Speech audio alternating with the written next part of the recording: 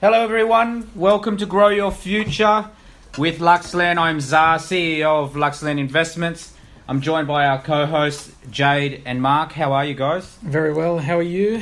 Good. Jade, how are you? I'm really good, thank you. Good. What's our topic for today? This week it's a very important topic actually, important to all of us and I think important to everyone here, especially in this country. Financial education and how it needs to be a priority. So I've got 5 cool little points here. What is financial education? Financial first? education. Like, let these me. guys might not know. Before I get in, I will tell you as well. There's a cold hard truth fact here that I've got written down, and it says the importance of money in human life is similar to the importance of food for the body. Just like you can't live even for a few days without food, you can't survive for long without money. And I think that explains itself really. You know, in the day and age that we live in now, financial education is probably to a degree more important while entering the big wide world, leaving school, than it ever has been. I think because there are great divides being opened up all across the world, especially financially. Something I've learnt here at Luxland a lot under your guidance, and it's just getting worse and worse and worse. You know, you're either starting to fall into rich or poor. You know, and the middle class is over time disappearing. And if you haven't noticed it yet, you will notice it over the next few years. But we'll dive in. Well, can I just start then? Yeah. I'll just throw a question in. Mm-hmm. Does money buy happiness? Yes. Yes. Yeah, I think so. Or does it make life easier?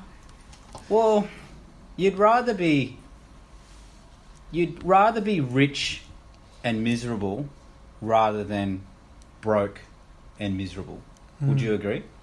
I guess so. Because I'd rather cry in a Ferrari than in the gutter. Because then you've got options, right? Now, for our listeners out there, because you've heard the 2 words financial education, please don't think it's going to be anything boring. We're going to give you our experiences with money. It is very important because everyone goes to work to earn money, to have choices in life. So we're going to share with you guys, our experiences and, good and bad. And I think you guys will be able to resonate with it. So, Mark, are you going to kick us off with some questions? I am. So I'll read out a couple of things here. So we've got, when we talk about financial literacy, financial education, we are usually referring to a set of skills that allow people to manage their money wisely. Now, for the both of you tonight, Jade and Zar, how important is financial education for the millennial and future generations? Look, I'll start it off because I think it's something I'm very passionate about it. Where I find that the millennial generation, every generation weren't really taught financial literacy in school. Mm-hmm. Like I don't remember learning how to get a mortgage or invest in property or what even to do with my money. So for example, you go to school, you turn 18, you finish school, you go out and you get a job and you start earning some money, but what do you do with that money? You're never taught what to do with that money.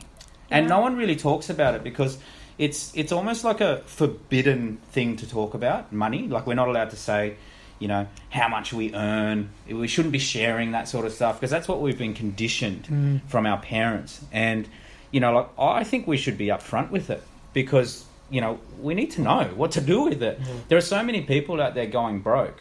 I almost went broke so many times, like in business, because I never had, the proper guidance. My parents didn't know. And it was just, it's almost one of those things where you need to find out on your own. It's like the birds and the bees, you just find out on your own, like, you discover it, and some people don't ever discover it. Yeah. Like I know people who are in their 40s and 50s and they're still struggling financially, and it's sad to see because it's something that can be taught. It's, obviously, my bad experiences have contributed to my success because I've learned from those experiences, but you know, like if I had a proper guidance, I probably would have been at this point a lot sooner. And I think that's where, you know, I'm quite passionate about teaching others about, you know, being financially, you know, literate, you know, knowing what to do with their money, you know, thinking for the long term, you know, being certain that you're doing the right thing and you're minimizing your risk through whatever you're putting your money into. So yeah, it is very important, you know, more so now with the wealth gap getting bigger and bigger and bigger, where property prices are through the roof. You know, no one can afford to buy property in Sydney, for example, anymore. You know, I shared an article on Facebook today regarding, you know, property prices in Newcastle, you know, going up, and that's 2 hours away. You know, so soon no one will be able to afford to buy property anywhere because it'll just be too expensive. So it's about implementing, you know, good habits now, so that for later on in life, you know, you're setting yourself up with a mindset to be able to be bulletproof with building your wealth. It's funny, actually, before I let you continue, Jade, but we when I was younger, I mean, I was fortunate enough to have a father that was in accounting and stuff like that, so he has understood this his whole life, and he's drummed it into me, but I don't think he did it in a way where it was exciting. It was something where it was like, no, you're not going to get a car, no, you're not going to get this or that, just get a property, or whatever he said. You know, he wasn't a Nazi about it, but he wasn't very educational or fun about it. It wasn't like, well, why can't I get the car? There was no reason as to why I can't get the car. He has worked in the car industry his whole life, so it was all just, you know, to me, when I'm 17, for example, I don't know at the time or care really about what a depreciating asset is, and because I don't understand the importance of it. I wasn't worried back then, and I'm glad I wasn't, about a property, you know, because I wanted to enjoy being young. But, you know, it's something where we need to make it a little bit more, I guess, it needs to resonate with a younger class. Well, there needs to be a reward at the end. So whatever it is, like, for example, you know, like if it's some sort of sacrifice, you know, like there needs to be, what are you sacrificing for?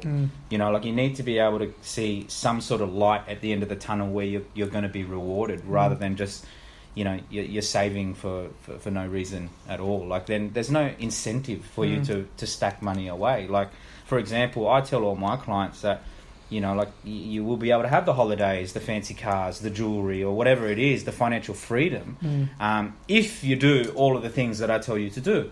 And, you know, like I've been a victim of, you know, and I know Jade has as well. We'll let her speak in a minute, but, you know, like I've been a victim of spending money, you know, freely on depreciating assets, and, you know, like I've gotten sucked into that life before as well, and you know, like you learn from it, you know, like I've, you know, had all the cars and all of that sort of stuff, and, you know, after owning those sort of things and spending money on those depreciating assets, you soon realize that, you know, it's not the key to happiness, and it's not really going to make you happy, and really it just puts you behind in terms of your bigger picture goals. But it's all learning. It's a journey, you know what I mean? And, you know, I've done it in business as well, where I've spent money aimlessly, and, you know, now I know that, you know, I value every dollar that comes in, and cash flow is king now.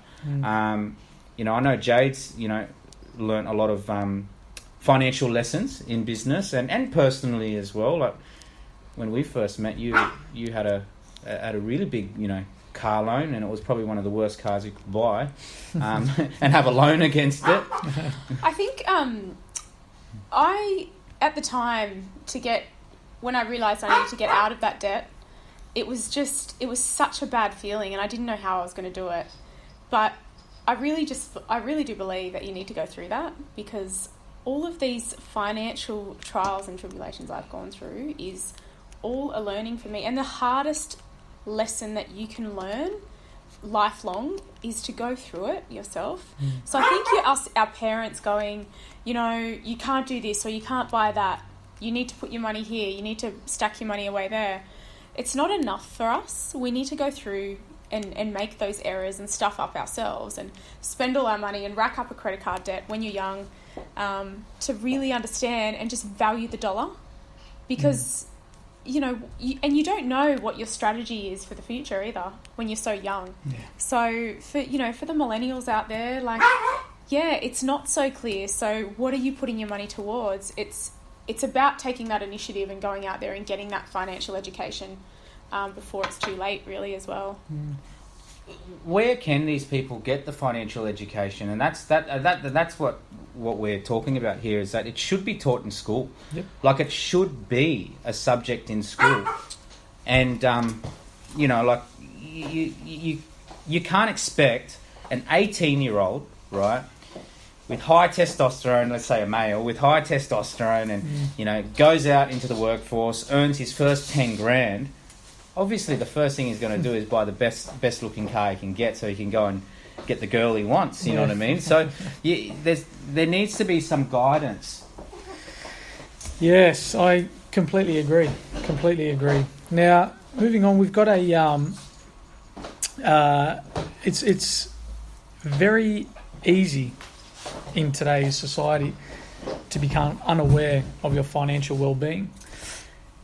Has there been a point in your time where you guys maybe thought, if you came to a point where it was like, it's too late, we can't move forward, or did you kind of put your foot down and say, no, this is going to be a new starting point? Because there's a lot of people out there that are they're looking at, for example, property prices, and they're going, it is way too expensive to get involved in.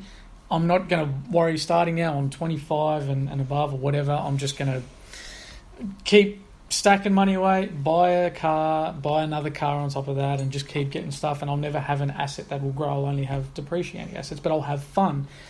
Did you guys ever put your foot down, or did you have this mentality the whole time?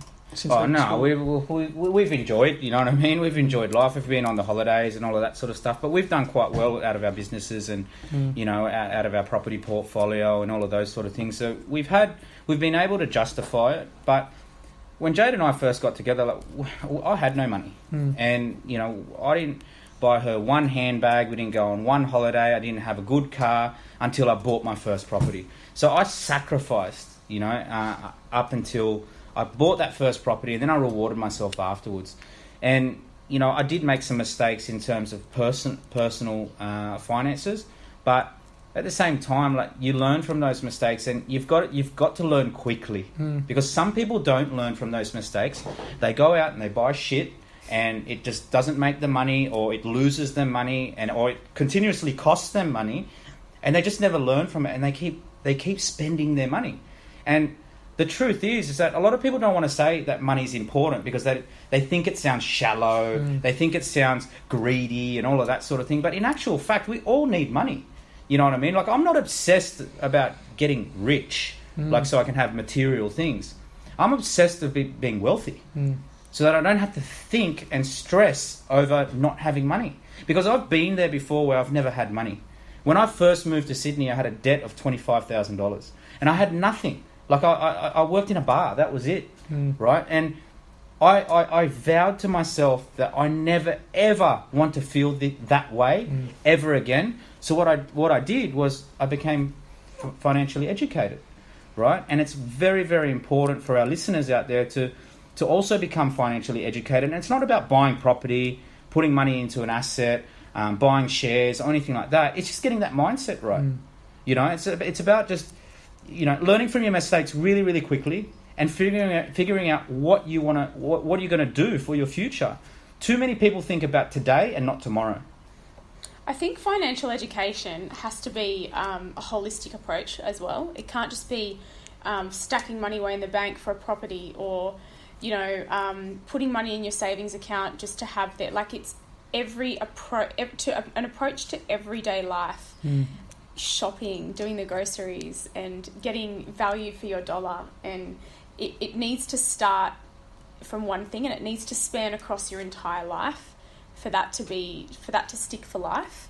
I think changing your attitude towards money and how it can come and go in your life as well. And yes, for our listeners out there, you're young, you've got the rest of your life ahead of you, but you need to start now. The reality is it's going to be very difficult for you in the long term if you don't start right now.